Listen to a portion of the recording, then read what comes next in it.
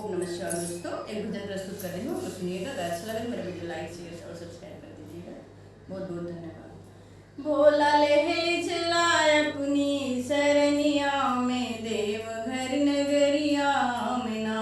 भोला ले चला अपनी सरनिया में, देवघर नगरिया में ना। तोहर बसहा चरई बना के दूधवा पियब, तोहर बसहा चरई बना के दूधवा पियब। जलवा भर भर के लईब गगरिया में, देवघर नगरिया में ना।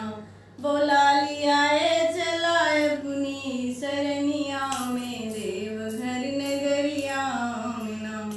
तोहार अंगना बहरब तोहार आसन लगैब, तोहार अंगना बहरब तोरे आसन लगौब। फुलवा चुन चुन के लईब डलरिया माँ, देवघर नगरिया मना।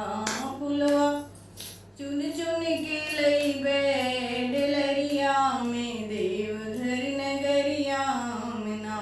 भोला ले चला अपनी सरनिया में, देवघर नगरिया में ना।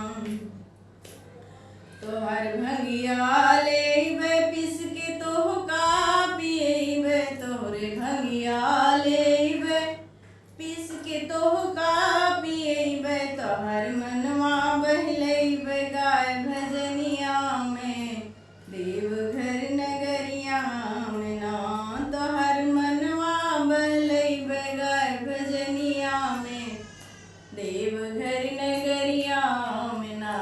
भोला लिए चला अपनी सरनिया में, देवघर नगरिया में ना।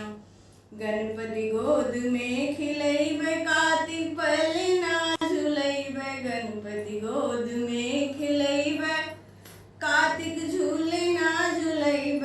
तोहर भोजना बनैब भोर हरिया में, देवघर नगरिया में ना।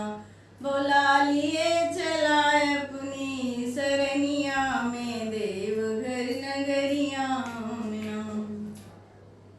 पाके दर्शन तोहार हो जाए भव से पार, पाके दर्शन तोहार हो जाबे भव से पार। बिगड़ी बन जई है तोहरी चरनिया में, देवघर नगरिया में ना।